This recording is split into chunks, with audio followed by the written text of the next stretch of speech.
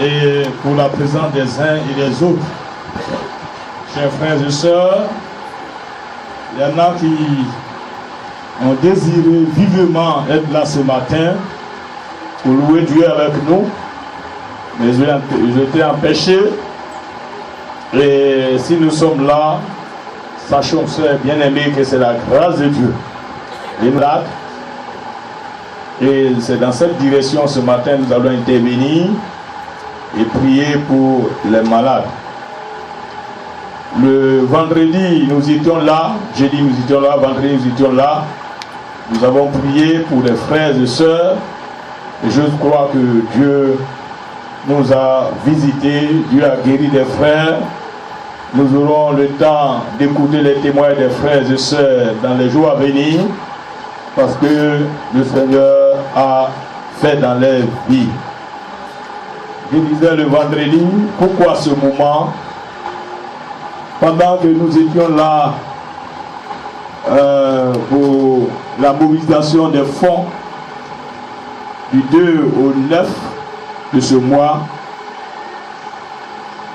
il y a une pensée que le Seigneur m'a communiquée en disant: bâtir ou construire mon église, et ou bien mon peuple, ou bien ma maison. Bâtir ou construire ma maison. Je me suis posé la question: mais Seigneur, qu'est-ce que tu voulais nous dire?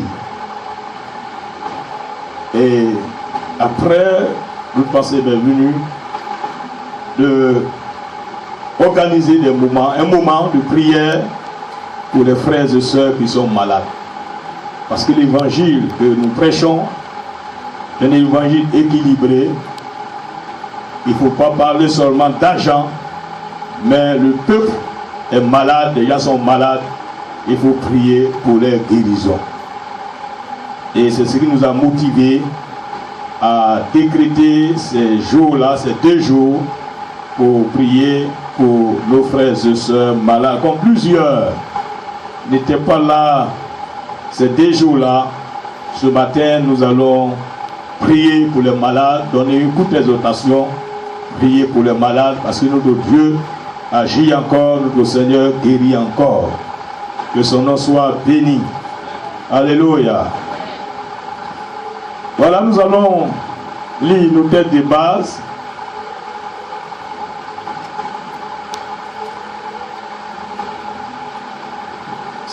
C'est pas un message classique, mais c'est une exhortation pour nous amener à comprendre et à compter sur la grâce de Dieu et à nous exposer à l'action du Saint-Esprit par la foi que le Seigneur va nous guérir. Dans Luc au chapitre 4, Luc 4, verset 18, Luc 4, verset 18, et Actes 4, verset 29 à 31. Luc au chapitre 4, verset 18.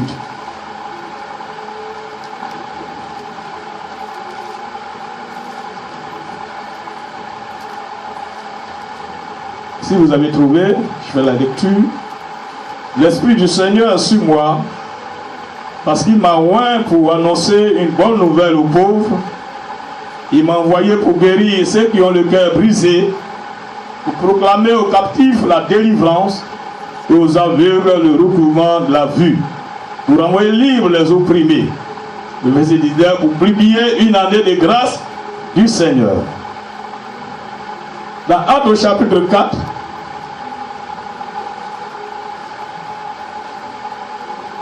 verset 29 à 31.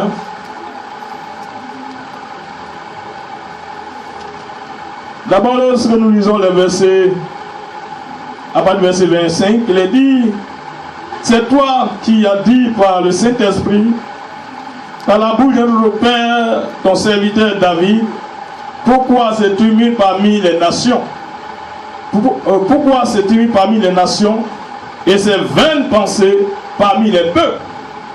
Les rois de la terre se sont soulevés et les princes se sont ligués contre le Seigneur et contre ton roi.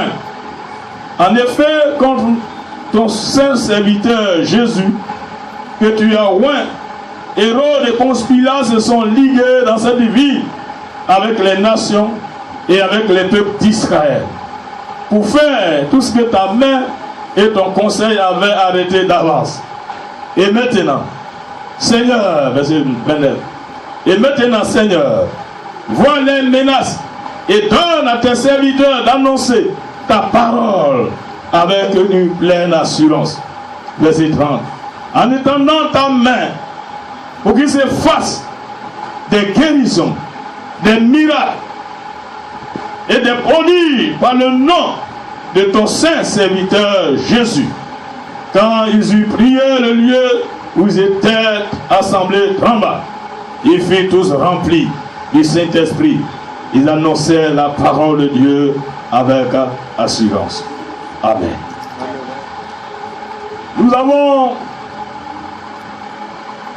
pour sujet la guérison divine est-elle une réalité aujourd'hui? La guérison divine est-elle une réalité aujourd'hui? Lorsque nous parlons de guérison divine, cette pensée, ce sujet, cette vérité biblique prend en compte notre âme, notre esprit et notre corps. Notre âme, notre esprit et notre corps. Parce que l'homme est tripartite. La guérison divine est une partie, comme nous l'avons dit la semaine, est une partie principale de l'évangile du royaume. Il dit qu'on parle du royaume de Dieu, la guérison est une partie principale. La Bible affirme la grande vérité que Dieu est un Dieu de guérison. Dans l'Ancien Testament et le Nouveau Testament, ces deux livres témoignent du plan de Dieu pour la guérison de nos maladies et infirmités. Une grande partie du ministère terrestre de Christ Jésus sur la terre était adressée à ceux qui étaient malades et affligés. Lorsque nous lisons les évangiles et même les épîtres, la plus grande partie du ministère terrestre de notre Seigneur Jésus-Christ s'est adressée aux malades et aux affligés. Même à sa suite, les apôtres, aux malades et aux affligés. Ésaïe nous dit cela. Et dans Matthieu 8, verset 16, Matthieu 8, verset 16, il est dit ceci. Matthieu reprend la pensée d'Ésaïe. Matthieu 8, verset 16, 17, il est dit, le soir, on amenait auprès de Jésus plusieurs démoniaques. Il chassa les esprits par sa parole et il guérit tous les malades. Afin que s'accomplisse ce qui avait été annoncé par Ésaïe le prophète. Il a pris nos infirmités, il s'est chargé de nos maladies.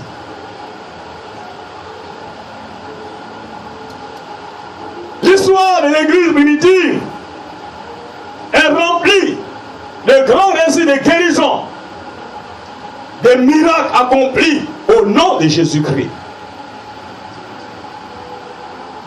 Nous disions la semaine que la guérison divine, la guérison de notre corps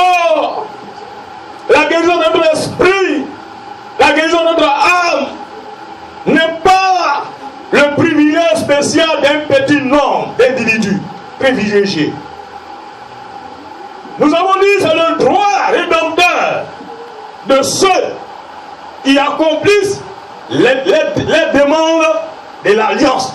C'est-à-dire ceux et celles qui acceptent de rentrer dans l'alliance de Dieu en acceptant plutôt la personne et l'œuvre de Jésus-Christ.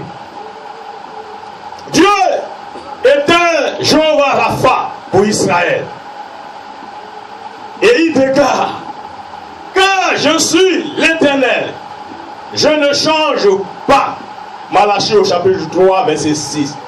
Si il était l'Éternel, ou bien Jéhovah Rapha, pour Israël, c'est l'Éternel qui guérit. S'il était pour Israël, Jéhovah Rapha, aujourd'hui par Jésus-Christ, Dieu est celui qui guérit son peuple, ceux et celles qui ont accepté de marcher avec Jésus-Christ. Oui, chers frères, bien des frères et sœurs sont malades. Lors de nos rencontres, lorsque on fait l'appel des milliers de frères et sœurs, c'est l'heure. Et approche pour qu'on prie pour eux. Notre monde est malade. Les gens sont malades. Dans les hôpitaux, dans les maisons, il y en a même qui n'ont pas les moyens d'aller à l'hôpital. Ils sont malades. Souffrent dans leur corps. Le Seigneur m'a interpellé pour dire que nous qui sommes enfants de Dieu, Dieu nous a donné le pouvoir de guérir les malades.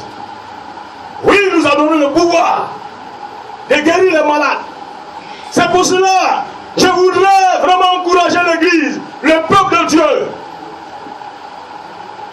à amener les rencontres de prière pour que nous puissions repousser au nom de Jésus-Christ la corruption dans ce monde, le monde malade. Les gens ont besoin de guérison. Oh, notre Dieu nous a donné le pouvoir. Il a dit, tout pouvoir m'a été donné dans le ciel et sur la terre. Tout pouvoir m'a été donné. Et il envoie ses disciples en disant, allez-y, je vous envoie, guérissez les malades. Jésus nous a donné le pouvoir de guérir toute maladie, toute infirmité. C'est pour cela que je voudrais encourager les frères, les sœurs à aimer les rencontres communautaires. Dieu, effectivement, nous exauce. Quand on prie individuellement, Dieu répond. Mais je voudrais nous amener à comprendre que la prière communautaire ne peut pas être remplacée. Parce que Dieu, lui, sait pourquoi il convoque son peuple pour que son peuple prie pour des situations critiques. Je me rappelle bien, une année ci, nous avons organisé une campagne de divination en 2012. Et l'église, j'ai vu vraiment la mobilisation de l'église. L'église a prié pour que pendant tout ce temps-là, la pluie ne tombe pas. Pour que la campagne, pour que le royaume de Dieu soit prêché. J'ose croire que le Seigneur nous a exaucés. Et durant tout le temps de la campagne, aucune bonne de pluie, aucune pluie n'est tombée. Mais aussi la pluie vient, ça tourne dans le ciel, ça part. Et après cette campagne, pendant quelques jours, il fait encore chaud. Il y a une soeur qui a eu le courage de s'approcher de moi pour dire, pasteur, nous avons prié. Dieu a arrêté la pluie. Prions maintenant pour que la pluie revienne. J'ai dit, oui, tu m'as interpellé. C'est le Seigneur qui t'a parlé.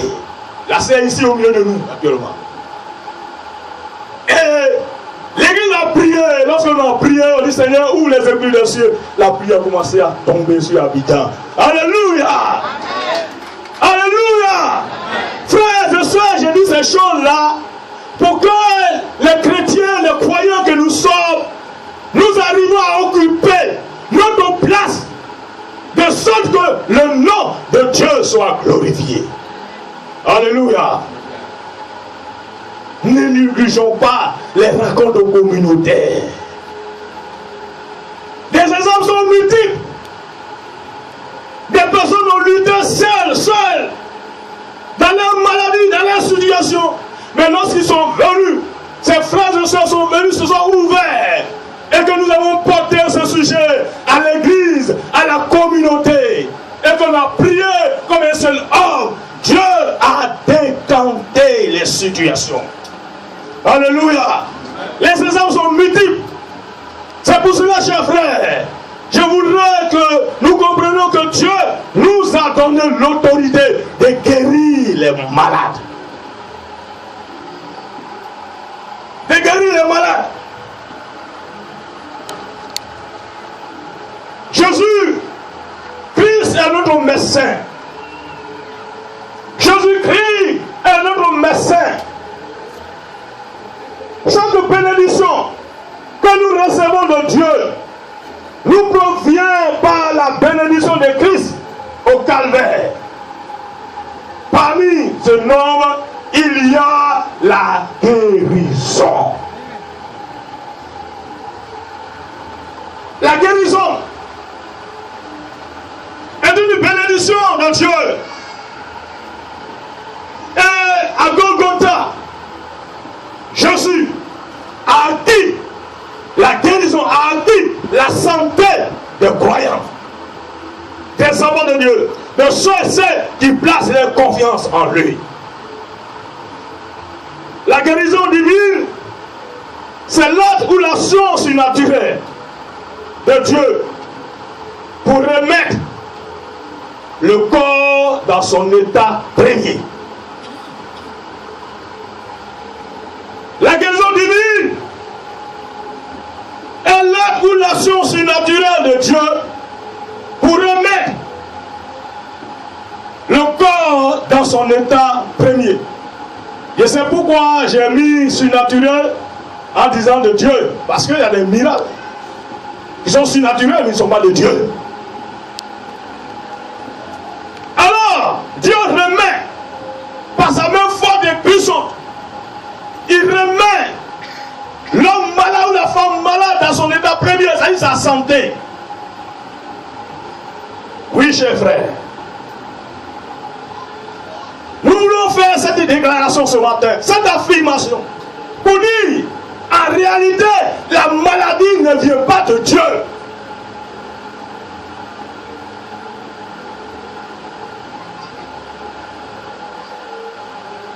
La maladie ne vient pas de Dieu.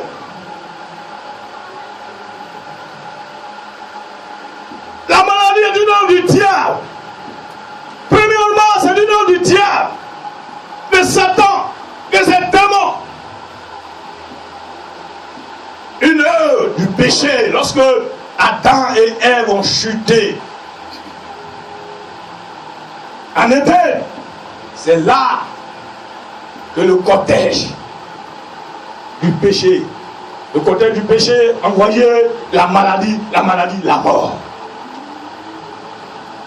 Sinon, au commencement, ce n'était pas ici. Alléluia. Alléluia. Oui, nous devons comprendre que Dieu nous veut en bonne santé. Dieu nous veut en bonne santé. Lorsque nous analysons la parole de Dieu, il parlait de le mot expiation signifie que nous sommes unis avec Dieu. Je disais, Jésus est notre médecin, c'est lui qui a fait l'expiation de nos péchés. Nous sommes unis avec Dieu. Son but de guérison, la séparation, de nous remettre notre communion avec Dieu. Le but de l'expiation, ça nous remet dans la communion, dans la communion avec Dieu. La séparation, pour que la séparation soit guérie.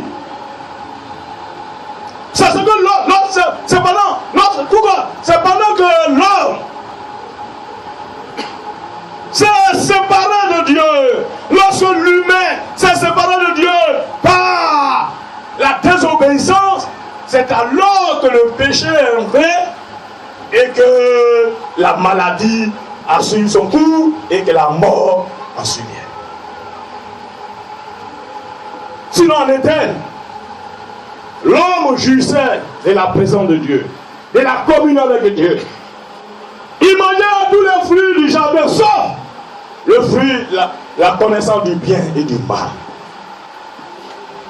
Lorsque nous analysons la parole de Dieu, et qu'en Éden, il y avait le fruit, il y a l'arbre de la vie. L'arbre de la vie.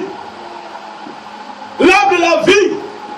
Et cet arbre-là, les fruits qu'on mange, ces feuilles qu'on mange, on n'est pas malade, ça renouvelle. La vigueur est là. On ne vieillit pas. Adam et Ève mangeaient cela. C'est le jour qu'ils ont désobéi, ils ont mangé l'arbre de la connaissance du bien et du mal, que le Seigneur les a défendus de manger l'arbre de la vie. L'arbre de la vie. Lorsque nous lisons l'Apocalypse au chapitre 22,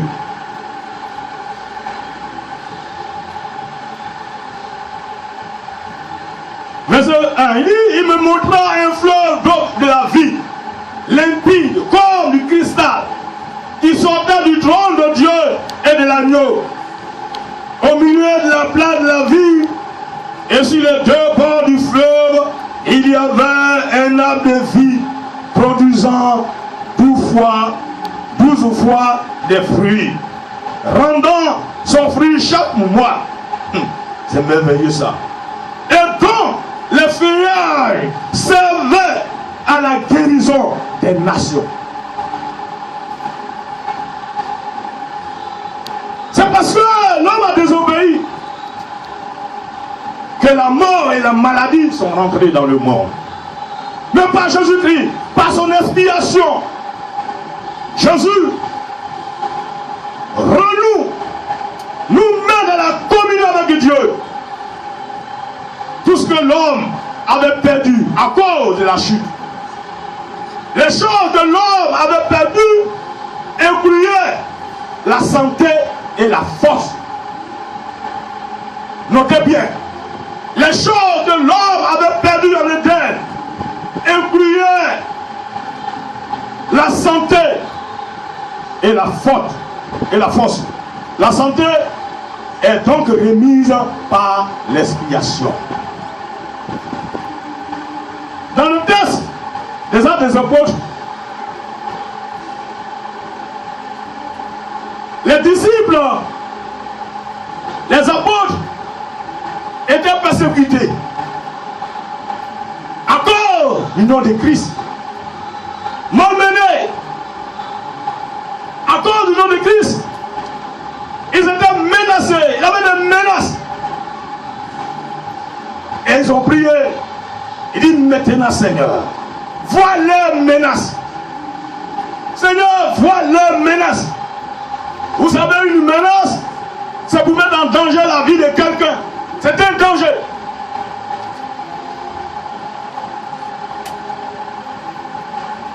Une menace, c'est un danger pour la vie de quelqu'un. On parle des paroles de menaces. Je vais te tuer. Je vais faire souvent des menaces.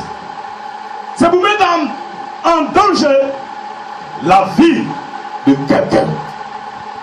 Et quand on dit la grossesse de telle femme est menacée, c'est que sa grossesse est en danger. Si on ne fait pas attention, cette grossesse va passer.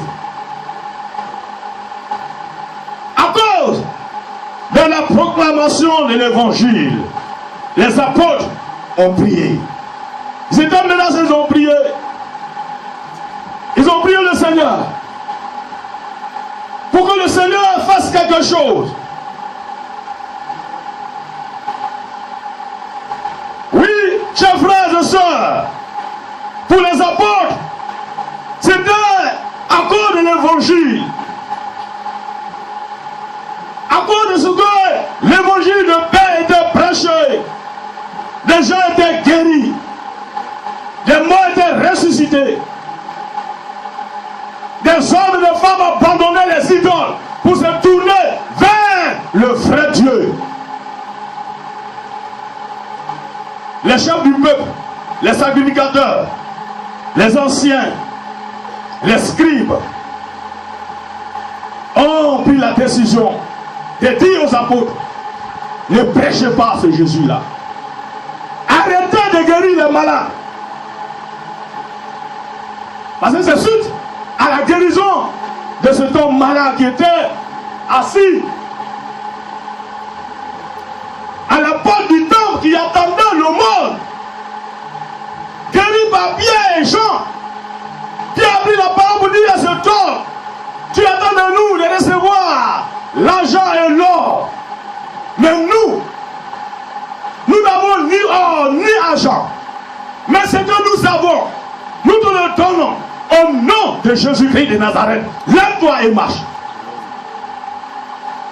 Et cet homme s'est levé pour rentrer dans le temple, pour adorer Dieu. Et cela n'a pas plu aux chefs religieux.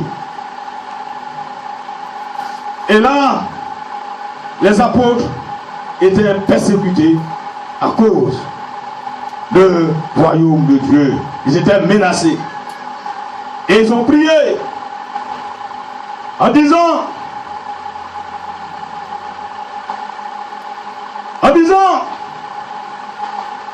maintenant Seigneur, vois leurs menaces et donne à tes serviteurs d'annoncer la parole, ta parole avec une pleine assurance, en étendant ta main pour qu'il se fasse des guérisons, des miracles et des prodiges par le nom de ton serviteur Jésus-Christ.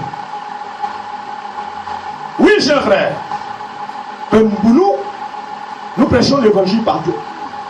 Dans les rues d'Abidjan, des frères prêchent, des sœurs prêchent. Nous sommes menacés à ce sens-là. Mais il y a une menace ténèbre, c'est la maladie. La maladie. C'est pour cela nous devons prier pour que le Seigneur étende sa main, pour qu'il se fasse des guérisons, des miracles et des prodiges.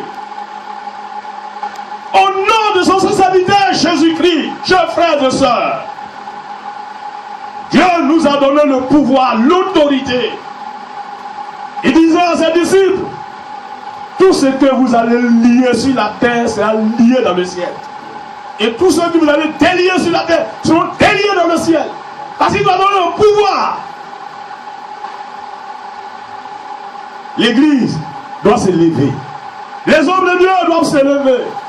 Les chrétiens doivent se lever. Parce que notre monde est malade. Des frères et sœurs sont malades. Des menaces de la maladie. Nous savons que le miracle ou la guérison divine est un fait surnaturel qui manifeste la puissance divine. Vous savez, la guérison qui vient de Dieu met fin au processus de la dégradation du corps ou de la personne malade. La guérison divine met fin au processus de la dégradation du corps ou de la personne malade. C'est pour cela que l'Église doit crier au Seigneur. Seigneur, vois les menaces. Vois les menaces de la maladie sur ma vie.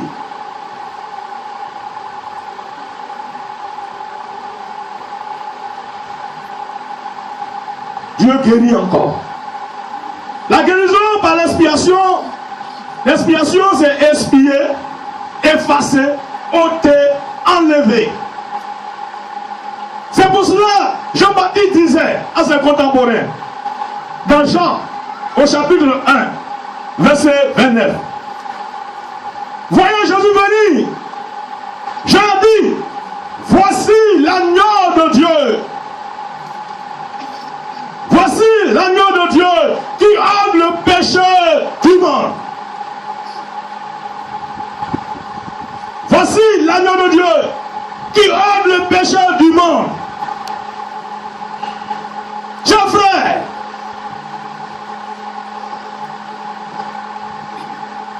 la maladie est une menace. Et la personne la mieux indiquée pour ôter la maladie, pour effacer la maladie dans nos corps, c'est Jésus, le Fils de Dieu. Amen. Voici l'agneau de Dieu qui ôte le péché du monde. Le péché et la maladie sont un double fléau tombé sur l'homme. Je reprends. Le péché et la maladie sont un double fléau tombé sur l'homme. Et Jésus a pourvu aux double guérison pour le fléau double par l'expiation. Non seulement Jésus enlève le péché, Jésus ôte le péché, mais Jésus guérit la maladie, il enlève aussi la maladie. Alléluia. Alléluia. Amen. Jésus ôte la maladie. Ce n'est pas seulement le péché qu'il enlève. Mais Jésus enlève le péché. Jésus ôte le péché. Jésus enlève la maladie. Jésus efface la maladie du corps.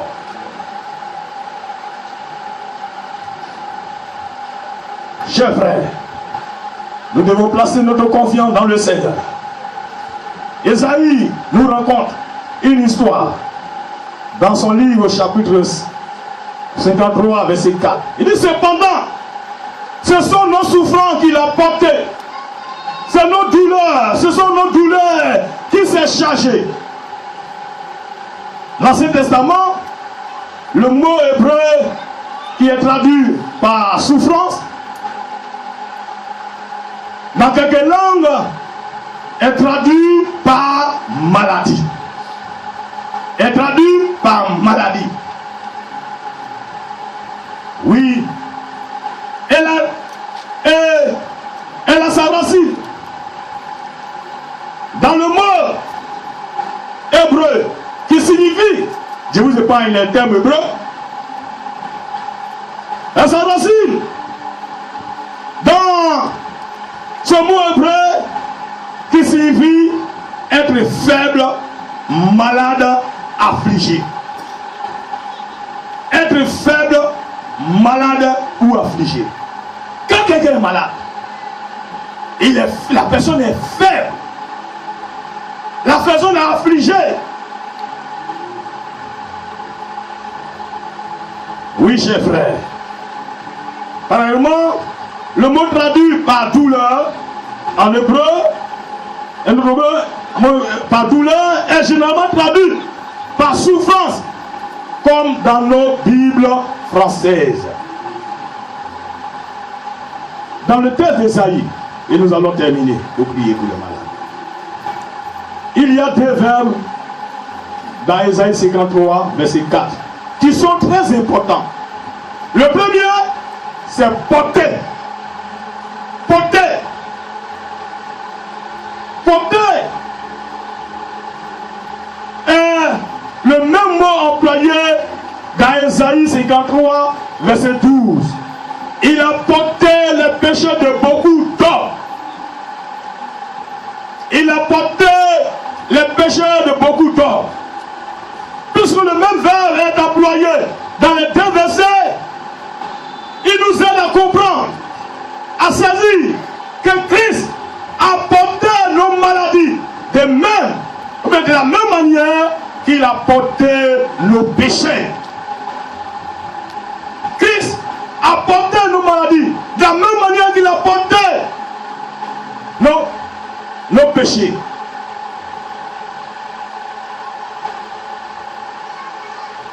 nous savons, chers frères et sœurs, qu'il a porté, bien des frères savent, des sœurs savent que Jésus a porté leurs péchés. Mais beaucoup ne savent pas. Beaucoup ne savent pas que Jésus a porté nos maladies.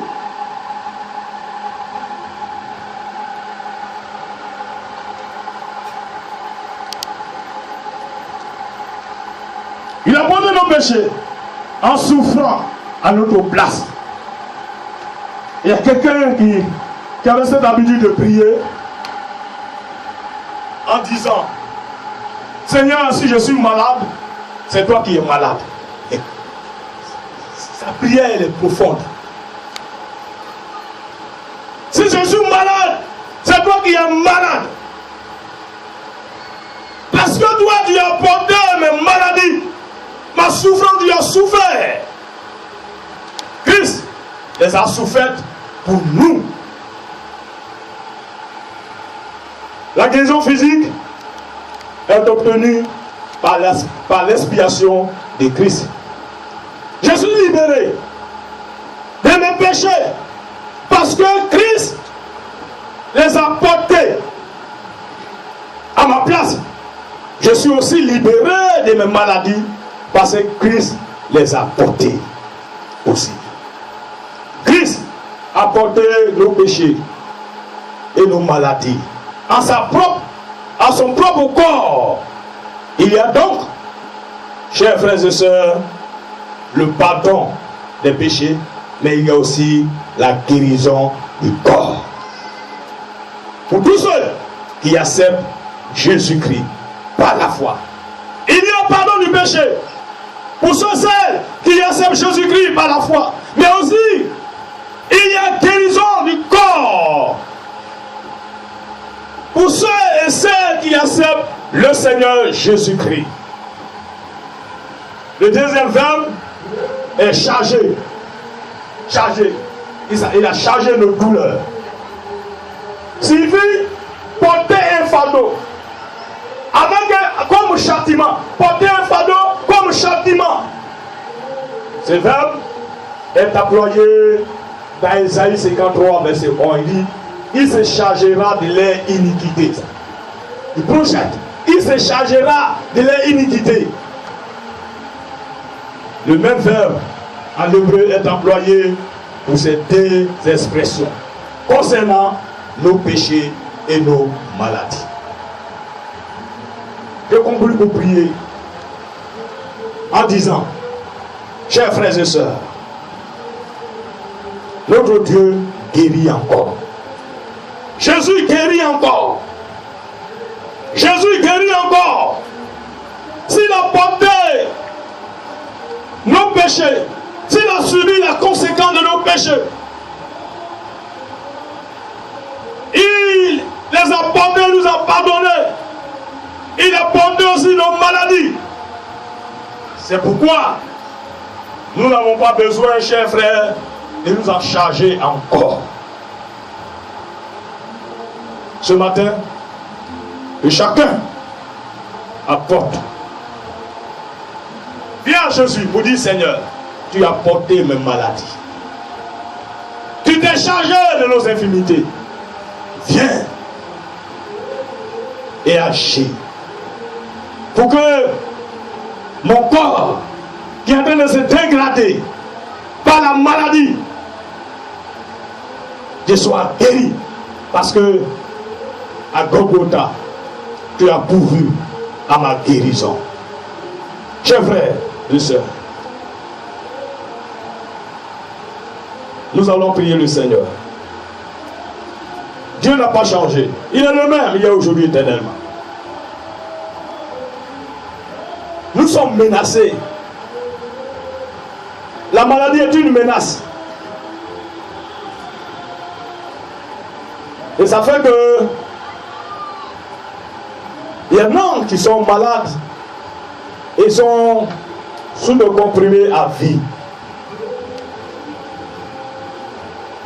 Leur vie dépend désormais des prises, et même de la prise des comprimés. Et toutes les fortunes. c'est dans les médicaments, les produits pharmaceutiques.